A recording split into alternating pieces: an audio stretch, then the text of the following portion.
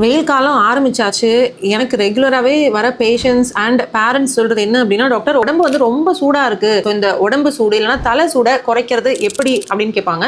சம்மர்ல வந்து 2 விஷயம் முக்கியமா நீங்க நோட்டீஸ் பண்ணணும். ஒண்ணு நம்ம எடுத்துக்கக்கூடிய உணவு, இன்னொன்னு நம்ம இருக்கக்கூடிய சூழல். உடம்பு சூட்டை தணிக்கக்கூடிய உணவுகள் அப்படின்னு பார்த்துட்டோம்னா ஃபர்ஸ்ட் அண்ட் ஃபார்மோஸ்ட் வந்து தண்ணி தான். ஸோ எனக்கு அவ்வளோலாம் தண்ணி குடிக்கவே பிடிக்காது டாக்டர் அப்படின்னு நீங்க ஃபீல் பண்ணீங்கன்னா, இளநீ, மோர், பானகம், ஃப்ரெஷ் ஃப்ரூட் ஜூசஸ் இந்த மாதிரியான விஷயங்கள் எல்லாமே எடுத்துக்கலாம். அண்ட் இப்போ நிறைய பேருக்கு வந்து மெசேஜஸ் கூட அனுப்பிச்சிருந்தாங்க. இந்த பாதாம் பிசின் வந்து கொடுக்கலாமா, சப்ஜா சீட்ஸ் போட்டு குடிச்சா உடல் குளிர்ச்சி ஆகுமா அப்படின்றதெல்லாம்.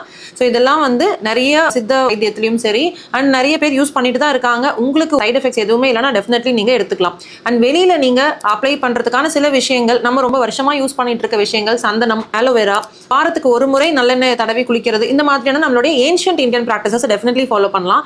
அண்ட் நம்மளுடைய சுற்றுப்புற சூழலை வந்து கூலாக வைக்கணும். 24 மணி நேரம் ஏசி போட முடியாது, பட் ஸ்டில் வென்டிலேஷன், நல்ல காற்று வந்துட்டு போகிற மாதிரியான ஜன்னல்கள் நல்லா ஓப்பன் பண்ணி வைக்கிறது, இந்த மாதிரி நீங்கள் மெயின்டைன் பண்ணாலே முடிஞ்ச வரைக்கும் நம்ம உடல் சூட்டை தணிக்க முடியும். ஸோ வேறு ஏதாவது சந்தேகங்கள் இல்லை உங்களுக்கு வேறு ஏதாவது பெட்டர் ஐடியாஸ் இருந்ததுன்னா எங்கள் கூட கமெண்ட்ஸில் ஷேர் பண்ணுங்கள்.